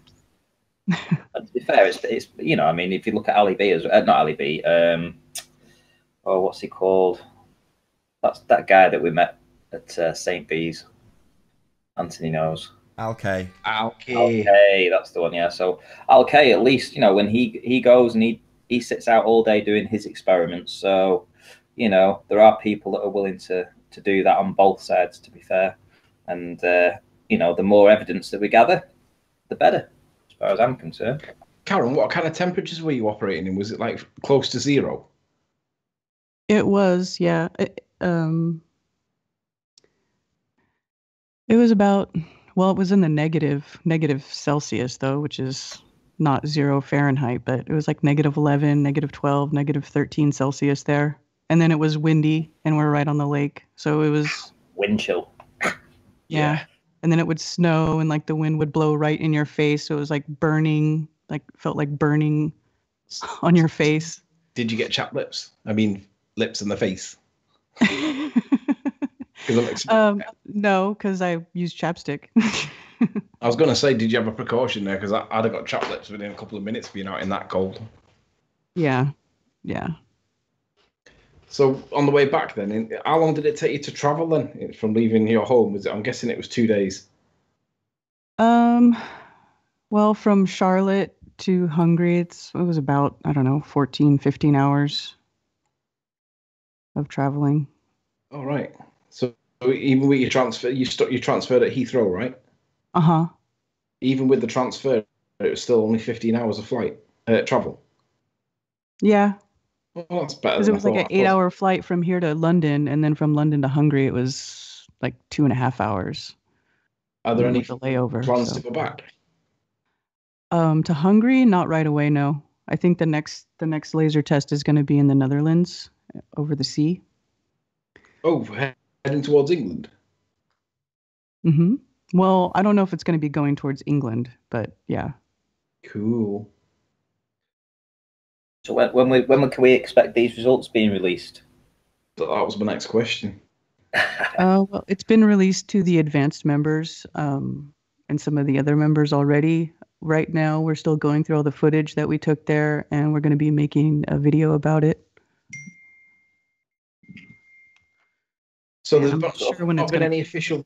There's not been any official releases from FE Core yet, open to the public. No, not yet. Cool. Sorry, I can't tell you more. Yeah, it's cool. Can you tell my audience what FE Core is, please? What is it? It's a bunch of independent scientific researchers who just want to find the truth, whatever it is. What's it stand for? Well, FE stands for Field Engineers. Core doesn't really stand for anything. Just that's what they've called it. That's what how Mike started it. Mike and Steve and Zach started it. The core group. What? So is the next experiment Netherlands, or is that just the next planned laser experiment? Do you know what's in the pipeline? I know they want to do. If you go to the website, you can see the experiments that they have proposed there. They want to redo the Sanyak experiment, and some of the others. I think Loch Ness would be an awesome observation because it's surrounded by high hills, and it's a long, narrow stretch of loch, basically of 20 miles long. I think that would be fantastic, and obviously you've got banks on each side, so you'd be able to see each other. I want to do an experiment there, but obviously I wouldn't be able to have a laser doing that, but some kind of light system or something to do it. I think it would be easy enough to do there. Up in Scotland. Oh, Loch Ness. Loch Ness, yeah. I missed the first bit of what you said. I didn't think your mic was open when you said it. Well, it's surrounded by hills, isn't it? So, you shouldn't have too much. The wind should, well, obviously it'll have some effect, but it won't be too bad. So if you used to set, a light at one side that was, let's say, 20 feet high, and you were trying to observe that from 20 miles away, it should be easy enough to do. And a laser test there would be great.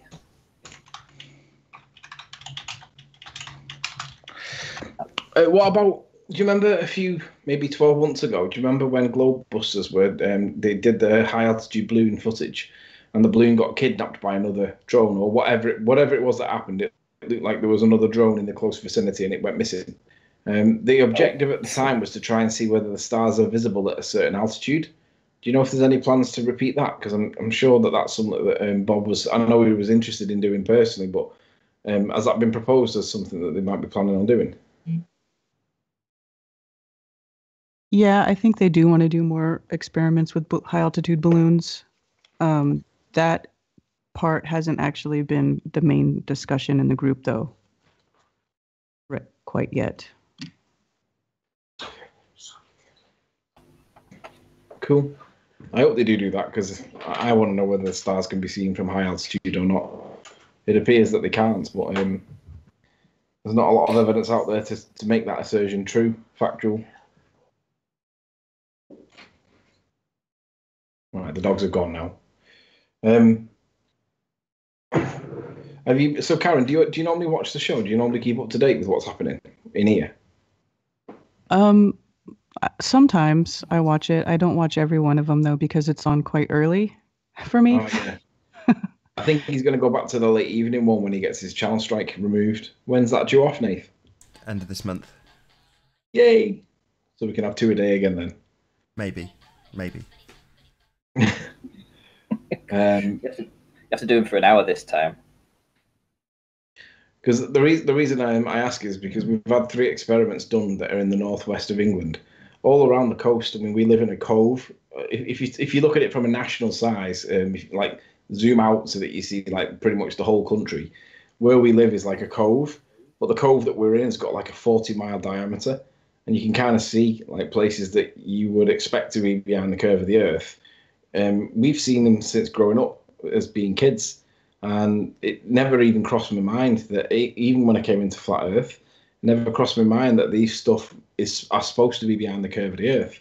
And Ranty's been doing observations, so have I. We can see stuff, and the problem is that the level of rebuke and vitriol that is presented when we show people what we can see.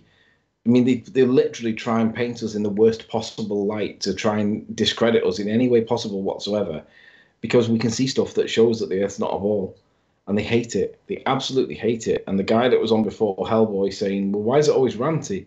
Well, it isn't always ranty. There's lots of people that are doing it, but we just happen to live in an area where there's like a cove of around about 40 miles of diameter if it were a circle, and that allows us to see stuff. And it all relies on a clear day. It doesn't rely on refraction. If it's a clear day, you see more. If it's not so clear, you don't see more.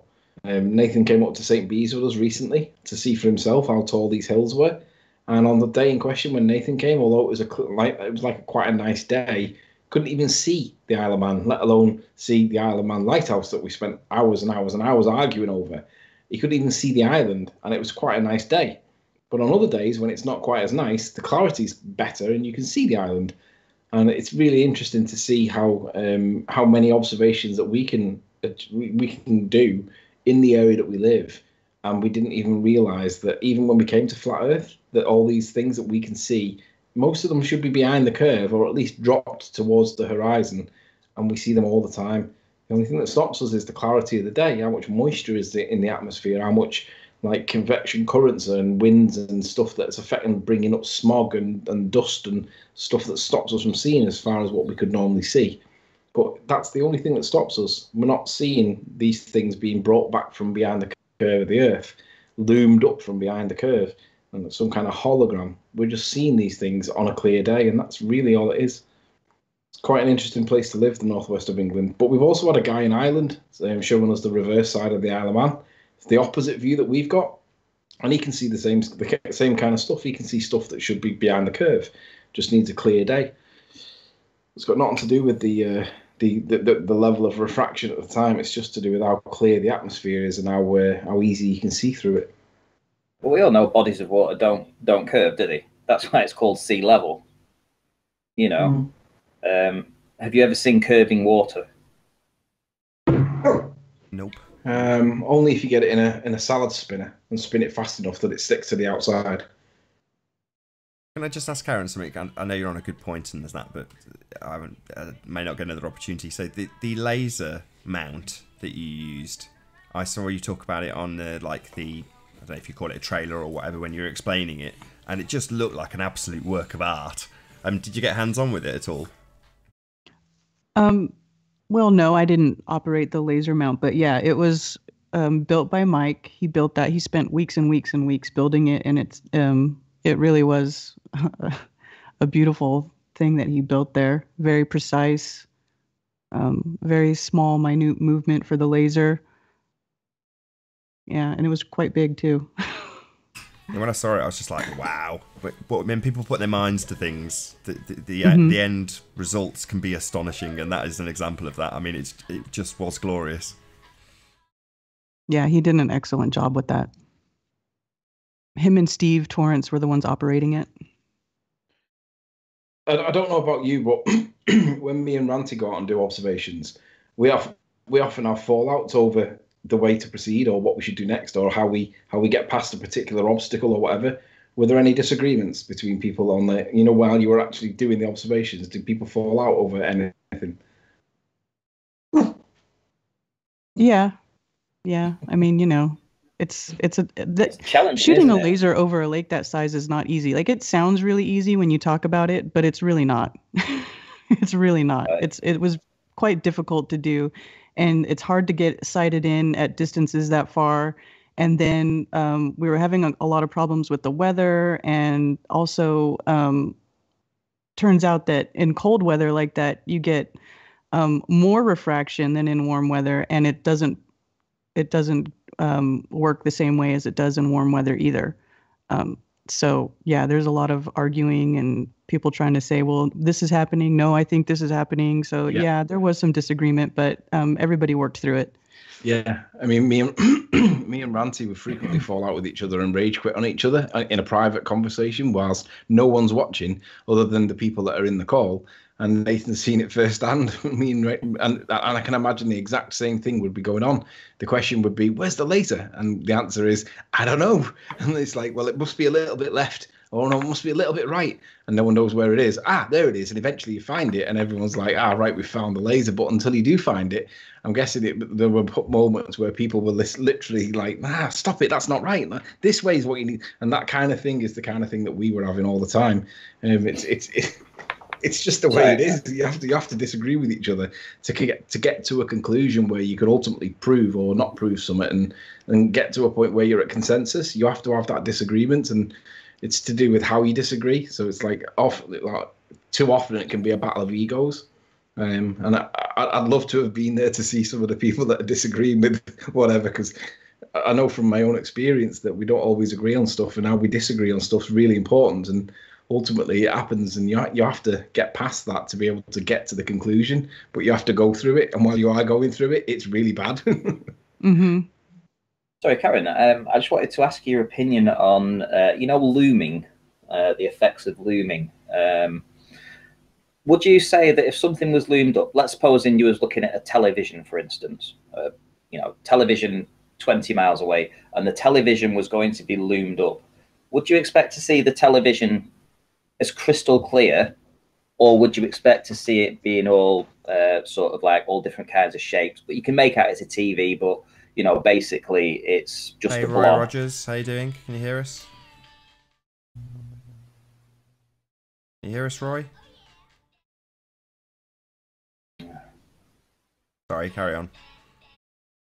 Yeah, so would you expect to see it as when they say things are loomed up, they say you're looking at the skyline of a distant city over a lake, and the entire skyline is lifted up in symmetry, and the lights are on and everything, and you've got flashing lights going everywhere, and everything looks like looking at the city. Do you think that's realistically what we're actually seeing, or do you actually think that we're actually just seeing it, or is that the effects of looming? Or do you take my view, which is this looming nonsense is a load of nonsense? Well, I think it's a load of nonsense. I mean, if something was looming, I would if that was what was going on, I would expect it to be distorted. I mean, how could something, light be bending from that far away and then come to your eye crystal clear? Like that just doesn't make any sense. It doesn't. It's like you wouldn't expect to see it just as you would see it in a photograph. You'd expect to see things stretched, a bit like Skunk Bay, where say the bottoms of it or the middle of it are just stretched a little bit, but you wouldn't expect to see it all loomed up perfectly. Like when they were arguing about the Isle of Man images, they were saying the entire island was being loomed up in perfect symmetry. So everything that we were seeing, we weren't actually seeing. But the Isle of Man itself wasn't really the Isle of Man. It was all hologram, because they were trying to say that it was loomed up. Clearly that was ridiculous. And not only like looming up in perfect symmetry, it was doing it in a way that makes it just so happen to look flat. Yeah. Again, exactly. I think it didn't make it look concave because it had gone a little bit too far. It just made it look flat, but it was perfect all the time. It was it's non-standard refraction. That was the most telling part for me. Most telling part, because they've got the art calculations absolutely, pegged for representing what we see in a camera lens as a flat plane image. But yet they've got the maths down pegged. So it's obviously common as muck to see things represented as though they're flat. Yet they've got the maths down pegged. So it just says it all, doesn't it? They know it's flat. They've co-opted maths to make it seem like it's curved. It doesn't even seem like it's curved. When you see it modelled with refraction taken into account, it looks exactly the same as our model. So what they're saying is, oh yeah, well, even though it's curved, as soon as we put these numbers in, we get it to look exactly as it looks in your image, i.e. flat. But that means it's curved. You're like, ugh, what a load of nonsense. Yeah, it is a ball, but in visuals, it unwraps perfectly to become flat. It's an unwrapped ball. Yeah, exactly. Because it has to be. Karen, how did you get into flat Earth yourself? I've never even asked you this question. It just goes without saying that you were just there at the beginning, like God, and like in the beginning there was Karen. That's kind of the way I saw it. How did you come to flat Earth yourself? What was the turning point for you? Well, I was just like everybody else, just researching all the other lies that are being told to us. Financial corruption, political corruption, medical corruption, vaccines, all that stuff. All the stuff that everybody looks into. And then I had a friend who posted a flat Earth video on Facebook, and I almost unfriended him because I thought it was really stupid. And so instead of doing that, I actually clicked on the video because I thought it was going to be funny. And then I watched it and I was like, well, that's not really funny because it actually kind of makes sense. Yeah. But then I was like, well, there's no way, there's no way. So of course, then I spent the next 2-3 weeks, sleepless and looking for information, because back then there wasn't anywhere near the amount of information there is now. Like now it's so easy. It's so easy to find stuff now, but back then it really wasn't. And I was kind of looking for stuff on my own. And I'm actually kind of glad that it was that way for me, because I can say that not everything. I didn't come to Flat Earth just by watching Flat Earth videos. Like I actually went and researched things on my own separately. So I have a better appreciation for it, I think. Essentially, I think that was the same with me. I started off with things doing like the chemtrails, and then obviously getting to 9/11 and stuff like this, and then the 7/7 stuff in the UK, and then I kept seeing videos popping up for flat Earth, and I just refused to look at it because I thought that's just ridiculous. Don't even go near that. And when I run out of other things to look at, it was literally as a last resort, I clicked on one of these videos, and I think I watched perhaps a couple of days worth of videos, and something just registered, and I thought, you know what, I need to find out for myself, and went and got a P900 pretty much immediately, and that was it.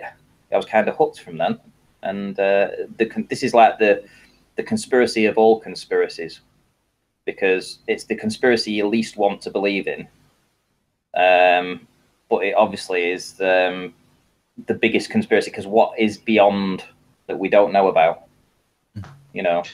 What is out there? Where do we live? But technically, we all start out not wanting the conspiracy to be true. And then when you actually approach it, then you figure out that it is true. Yeah, I mean, I wanted to believe in Star Trek. I didn't want to believe in 9/11, that it was an inside job. Just a terrible idea that a government would do something like that. That there would be a nefarious group arranging something like this. I thought that was a terrible idea. So it's a ridiculous argument that a lot of anti-conspiracy skeptics bring on, is that, oh yeah, you just want to believe that to be special. No. It's actually quite terrible to believe it. Yeah, if you look around the list of videos and films that have been put out recently, in fact, even going back to when I was a kid, you had things like Lost in Space and stuff like this. It's all been conditioned to sort of like get you in that mindset that, in the future, maybe not us, but our descendants will be able to go to distant galaxies and explore, and there's all this fantastic stuff to go and look forward to. Humans are just starting out, and to find that was taken away was a hard pill to swallow, because it really was. I didn't want that. I mean, I wanted to believe that there was going to be Star Trek and all this kind of stuff. I wanted that, but it's a realism now that just isn't the case. Sad, Colin, what's your views on Soundly? We call him Refraction Soundly. What do you think what do you think's going on in that area of the world? You mean with Soundly or with Lake Pontchartrain itself? No, not Soundly personally. The work he presents.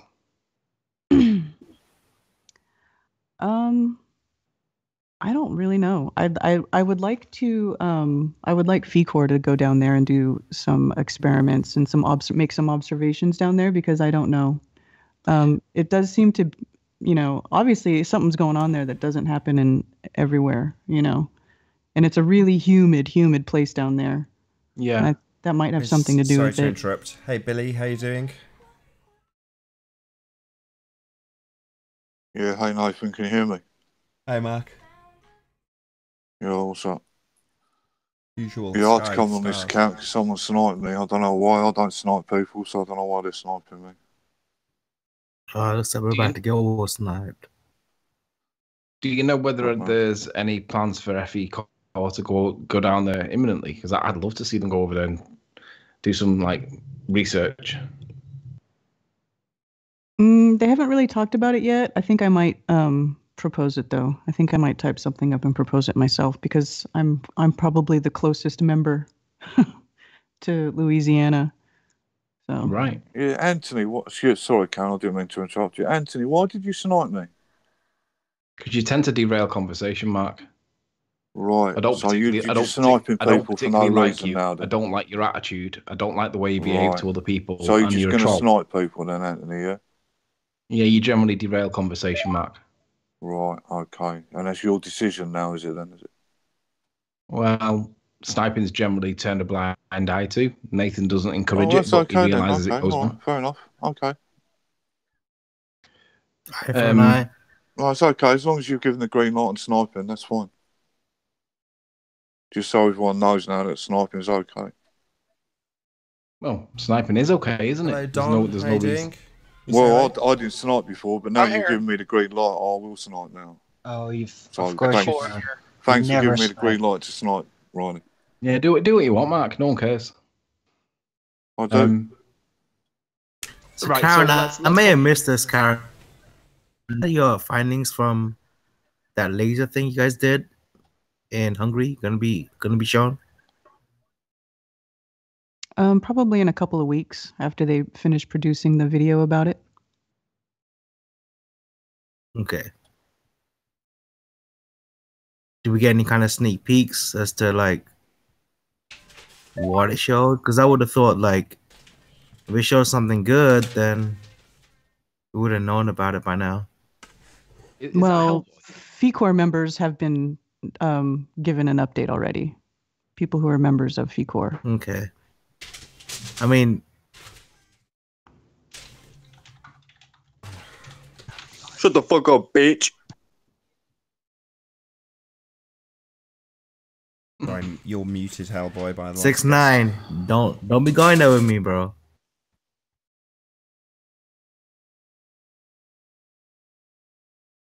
I think certain people need to be there. Anyways, my bad. I find it incredibly suspicious today that Mark Taylor's come back on the scene, and he was actually on the scene in Anthony's live stream before. And since you've gone live today, we've had how many snipes have happened today? Don't know. This was my third time. Well, Riley's been sniping a few people, so do you count Riley in that, Randy? Yeah, and the reason why I'm sniping people, Mark, is what? Because a lot of the people that do get sniped because are you can't handle genuinely people hold your asking feet questions, to the fire or they're and show generally how much disruptive trolls. Fool you are. Hey Steve, that's why you snipe, Riley. That's why you snipe. Mark, you need to be sniped constantly. That's you're why a you total snipe the other waste people that of hold you space to and account. time. Because you're a coward, Riley. That's why. You are a waste of space. That's why you and ban time, everyone on your Mark. channel, Riley, because you can't handle useless troll. Fuck up, I mean, man. seriously, has that guy ever made any sort of contribution to the conversation besides? I mean, it doesn't. He doesn't add anything of value because he has a speech impediment as well. He is a total retard and a waste of space, and an annoying freaking troll that just refuses to go away. That is what he is. I'd auto kick him like immediately. Well, we did get rid of him for probably about a month. I think maybe he was locked up for 28 days, perhaps for restalking. Because I know some reports were made about his stalking techniques. You know, like phoning me up and stuff. So they might have locked him up for 28 days. That's why he's been off the scene for a bit. I think he's been on the scene just using troll accounts. But anyway, let's not spend time talking about this Yahoo. Let's talk about stuff that's really interesting. So Pontchartrain. My views on Pontchartrain is whatever's going on there. I think Sound is being very selective with what he shows. I think that he shows. I have a question for Karen B. You would think that, wouldn't you? I'd like to ask a question. Hello, this is Steve Anthony from BBC News. Welcome, Steve Anthony, the one that sniped everybody last week. What is it? BBC One? We're on location. A lot of people. I can't understand a word you guys are saying. To be a compulsive liar. Sorry, was that a question aimed at somebody?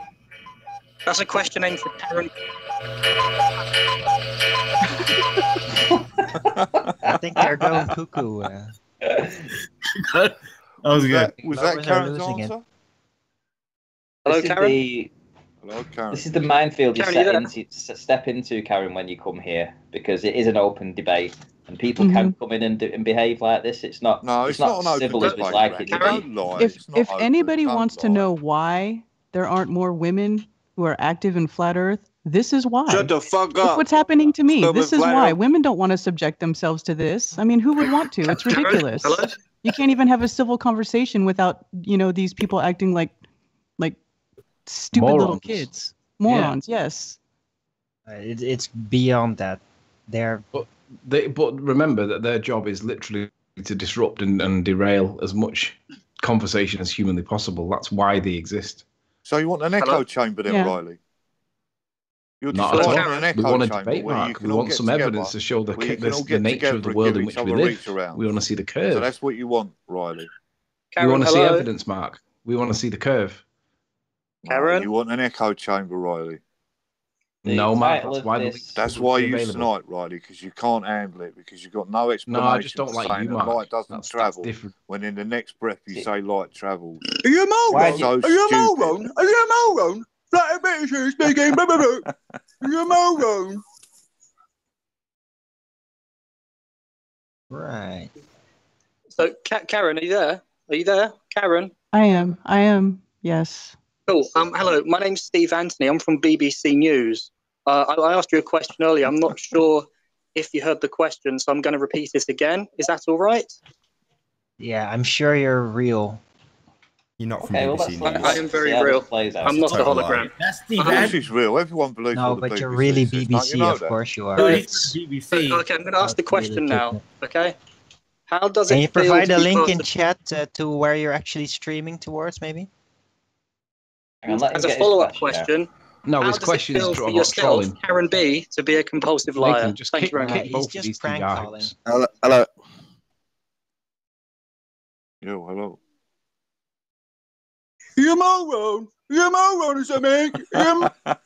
I think what they've decided to do here is, because Karen's actually made an appearance on the show, is they're trying to basically make her think that she should never come back again, because this is how bad it is, and it generally isn't always this bad. No, you know. definitely got a few. Nah, she'll always real come back. stalkers there. Refraction will always bring her back. Well, see, you and Riley can't do anything about it now. You're not in a hangout, are you? So you can't snipe people. Yeah, but if See, this is Nathan what really happens wanted when to, you he could snipe just end the people Google and Hangout you that want you're you in, want an echo chamber, and then Riley. we'd have See, our this is echo what chamber back. happens. Yeah, So but if Mark, you you've want got it a to be like publicly this available permanently, link. then that's If your you choose choice, not but to use it and you send in drongos, it's not an echo chamber, is it? You've given Are you a permission for everyone on air to snipe. No, I only snipe the people that cause problems. Anyway, back to Lake Pontchartrain. Yeah. Yes. So I'd love to see some experiments done there. Perhaps that laser, because it's not a huge distance, is it? What, 20 miles or something? Do you think the laser could manage that? Yeah, Karen, why didn't you go to Pontchartrain? You flew all the way to Europe, but you didn't go to Pontchartrain. Why is that? Okay, well, first of all, the mount was built and fabricated in Europe. Okay, and you can't just put something like that on a plane very easily. The cost to ship something like that would be, quite a bit of money. Also, the other thing is that. Are you going to let me answer the question? No, you're going to talk over him anyway because we're in Skype. We're dominating. Just keep on going. Let him ramble. Yeah, but it's still rude for somebody to ask a question and then when you're partway through your answer, somebody jumps in. This is typical Mark Taylor. So, I mean, I'd be interested to know the answer though.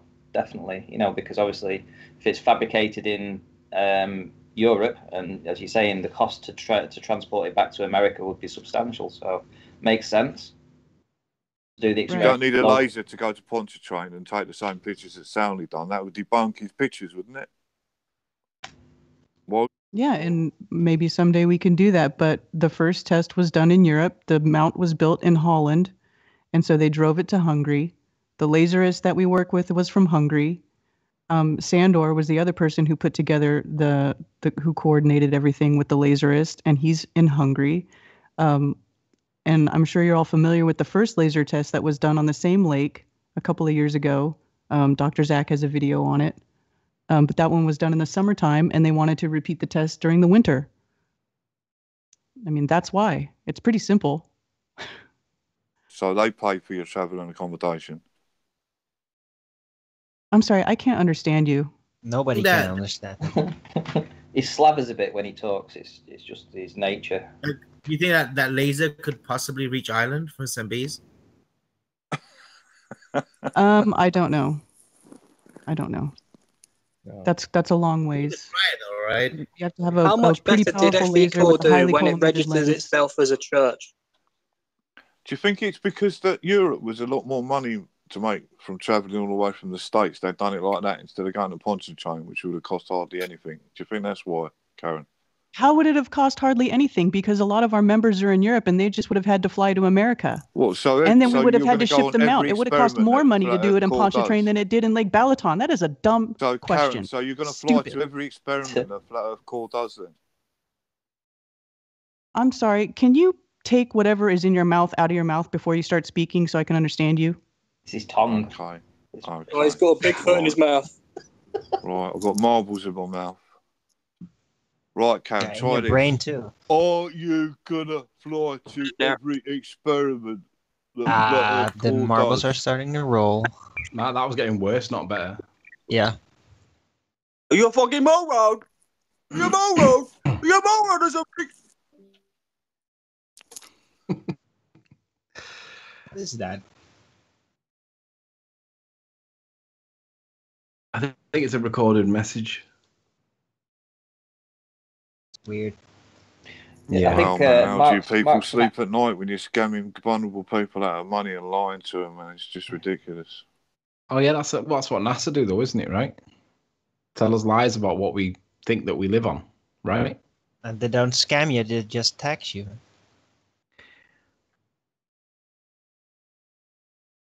Mark's an astronomer, apparently. I thought he was a phone receptionist or something. Is there some actual analysis that? Is there some actual analysis that actually proves the CGI to the level of that you guys enjoy claiming? Yeah, every single image is digitized. Results are results. It's a computer-generated image. Every single one. Look up Hubble images. Every single image of Hubble is computer-generated. If you really want to get semantic about it, right now everything I'm looking at on my screen is CGI. Where is the actual analysis of everything that NASA and the other space agencies have produced image-wise that were not labeled as artist rendition? So take those out. There's one. It's the photo from the 70s that showed the perfect spherical marble, which isn't conforming to our observations in reality of the 7.98 inches. Right. And there's still just the one, is there? It's amazing. 7.9 inches per square mile. True. 7.98. 7.98. Per square mile. Old. Do you guys realize how old of a term CGI is? CGI is in industry anymore. What's the square mile? How many of these are real people? Because it sounds like it's just all recorded messages. It does. I think they're just debating. It's just a debate that they've had in the past that they're replaying. They don't seem live. How many people are actually in the chat now, other than the obvious recognizable voices? Oh, there's 1, 2, 3, 4, 5, 6. 1, 2, 3, 4, 5, 6, 7. Wow. It sounds like there's a conversation within a conversation between people that are not even part of this conversation. Hence why I think it's recorded. It doesn't normally go like this. Whoa, Louis got rid of the white shirt. What part's recorded? Is this part recorded, Fathead? Yeah, what part? part where you speak. Can we talk about Karen's and FE Core's failure to get results? Because that's what I thought this was about. Lewis. So I'm guessing Lewis isn't actually in here. Well, to be fair, it wasn't said that they didn't get any results. Her statement was that they are. I want to hear from them, guys. We already agree. Presentation has been.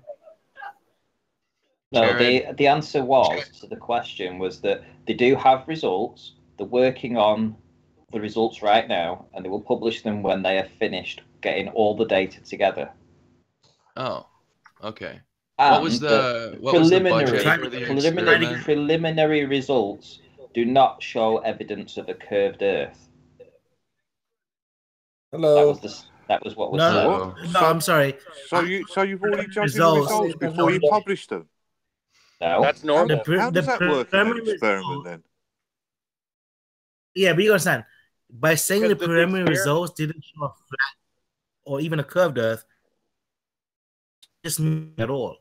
I.e., the entire experiment was debunked and shit. All right, there's a few things I'm interested in. The budget for the experiment and how many people and who the people were that did it. That's what I'm interested in. Yeah, how why many would you be dresses did interested in Karen the get for the budget? experiment? New What would shoes What's the budget got to do with anything? and some lippy. Yeah, money has nothing to do with The budget. It It doesn't matter. That's what I'm interested in. That's what I'm interested in knowing. I don't care what you think is relevant. Yeah, but you're not going to get told what the budget is. It's like you asking me what my salary is. Nobody's going to tell you that. It has nothing to do with the I'm asking experiment. Karen. That's ridiculous. I'm asking Karen, Ranty. I'm asking Karen, not you. Well, I'm pretty sure that'll be her answer too. That's right. Is this actually a conversation, or is this all recorded messages? No, it's a conversation, but they're here en masse to troll, aren't they? You've got all the players. You've got all the players in today. It's because Karen's made an appearance. He's actually here now. Yes, he's here. Yeah. Oh right, I thought it was a recorded message. No, it was shown that he's in there. Right. Okay. And with that, I'm going to say first and foremost a huge, massive, enormous thank you to all of the debating panel for making this debate possible, and of course a massive, enormous, huge thank you to all of the live audience for tuning in and hopefully for sharing this debate. If you've not done so already, be sure to like, comment, share and subscribe. I've been Nathan Oakley, and I'll see you all in the next video.